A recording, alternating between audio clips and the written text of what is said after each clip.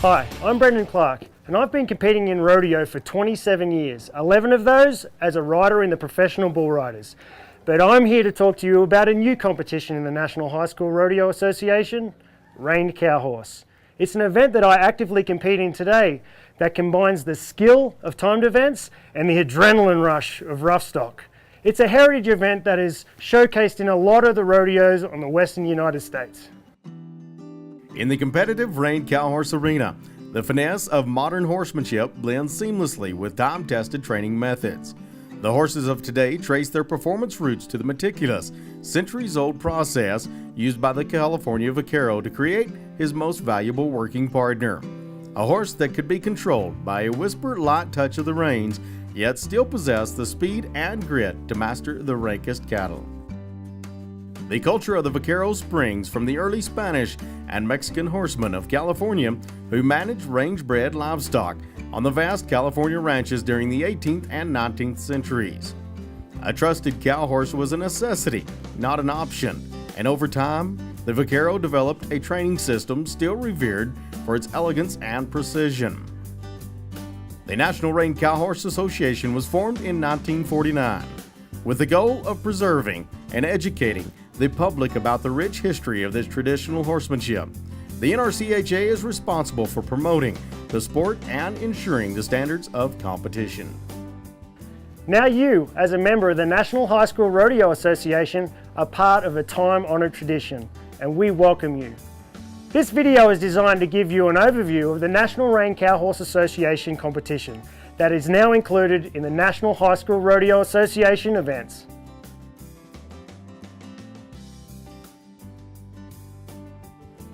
In preparation for Reined Cow Horse, you're going to have to familiarise yourself with the equipment that you'll need to compete with.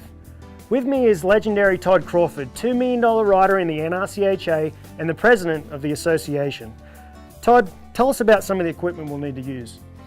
The National High School Rodeo Association will use the same equipment rules as the AQHA, American Quarter Horse Association, which starts with the smooth snaffle that horses 5 and under will show in, all right?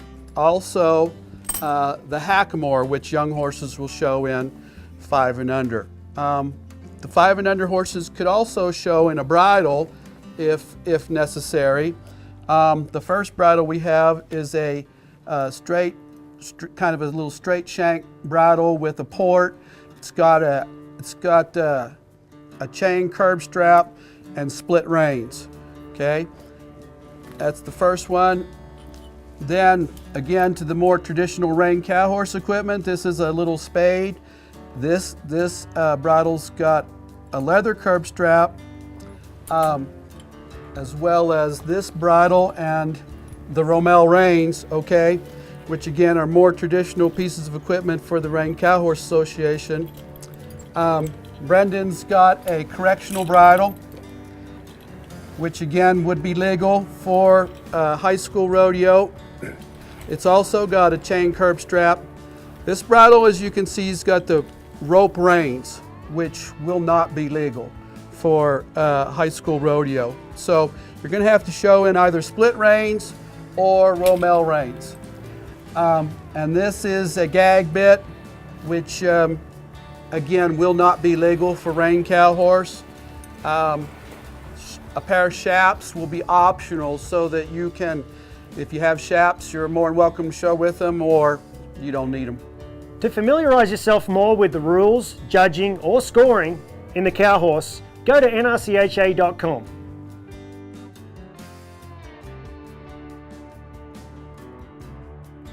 So Todd, let's talk about our favourite part, the horses. Tell us a little bit about what's expected from the horse in competition. Biggest thing we have to have from a horse is we have to have a horse that has a lot of stop and he has a lot of cow.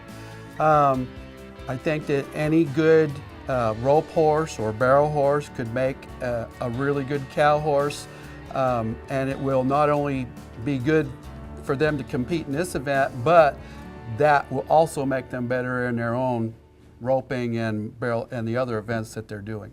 So a lot of rein cow horses may have had their start in the cow horse and have moved on to being rope horses, so they could easily adapt to what they're needing to in the cow horse. Sure, sure. A lot of our rein cow horses have made really good rope horses, have made really good barrel horses, and vice versa. A lot of those horses can come back and do the cow horse. And people at home can, they've got team roping steers and calf roping calves. They could easily use them for what they need for this competition. Could easily use those to teach their horse to do the fence work part, and then working on the rein work part, again, will only help them in the other events that they do.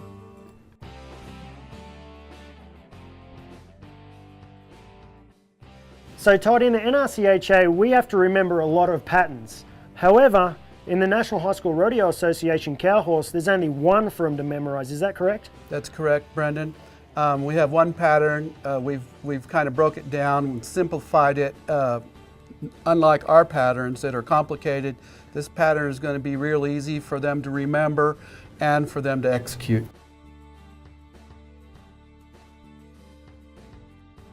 So Todd, once we've finished the rein work, then it's on to the exciting part of this event, the cow work. Tell us a little bit about what's expected for us to do.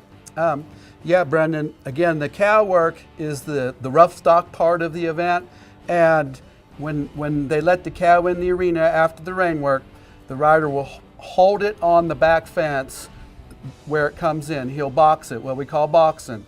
He'll box it until he has control of it, then he'll start down the fence. He's got to make a turn each way, at least one turn each way. He can make 2 or 3 or 4 turns, as many as what he needs to get control of the cow, to then take it out to the center of the arena and circle it each way. After the rider's circled it the second way, then the judge will blow the whistle to stop the work.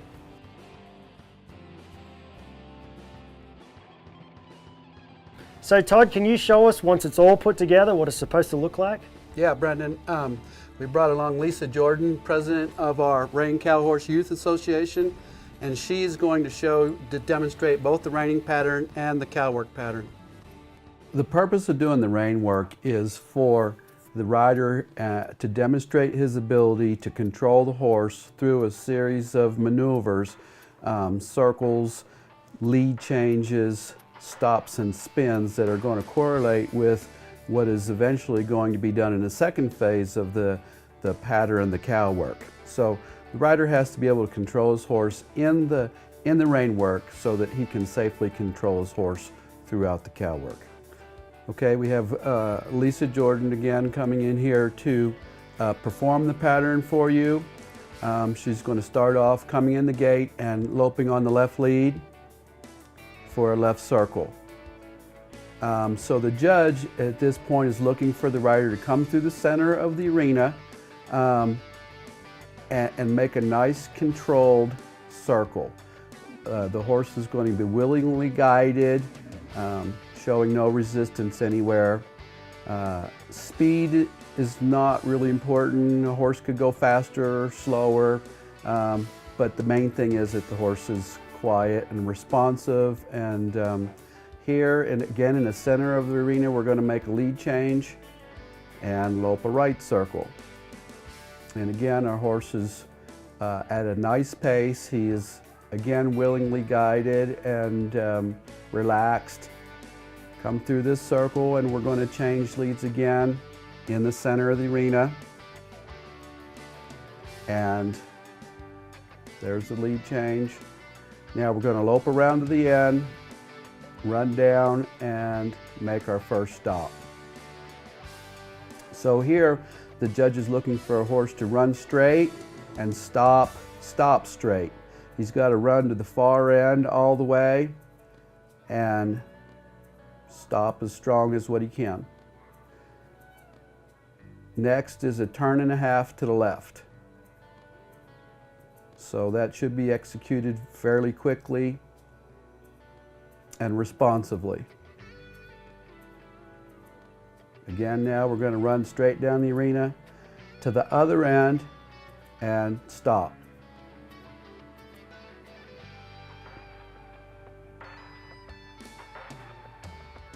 And now we're going to make a turn and a half to the right.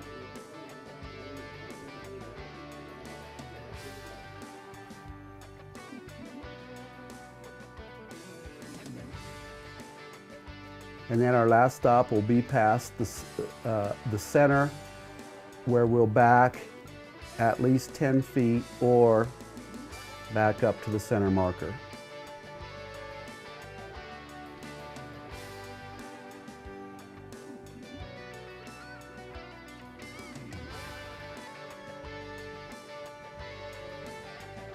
Now the rider will step up, call for a cow, and do the cow work. Okay, so Lisa calls for a cow. The first part of this is Lisa's going to box or hold the cow on this end of the arena. She's going to do that so that she can determine what kind of cow she has got. All right, she's going to try and take a little air out of it back here. And she's going to try and get some control of it so that she again knows how to work this cow or go with this cow down the fence. Again, there's no time limit on this part of it. The boxing or the fence work, you can spend a little bit of time, or again, for a higher degree of difficulty kind of a run, a rider might want to go a little quicker. A lot of it depends upon sometimes the weather and the way the cattle act in terms of how long or short you might want to stay here on this back fence. She's going to push it across here one more time, and then she's going to start down the fence. Her horse is in good position with the cow. He's stopping decently. And here we go. Now she's going to drive this cow around the corner. You have to make a turn each way, at least one turn each way down the fence. If you turn 2 or 3 times, 4 times is okay. She makes a good first turn. She makes a good second turn. And after she makes those 2 turns, then she can go to the center and circle the cow each way, which you can see she's doing with a lot of control. She's also staying very safe, in good safe position. Once she makes her first circle, then she can circle around the other way. Again, he's staying in good position and he's controlling the cow around the circle very good. At the end of the second 360, then the judge will blow the whistle and stop the work. So if you've got the skills for timed event, or you love the adrenaline rush of rough stock, the cow horse is the event for you. For more information, check out our Facebook page or go to nrcha.com.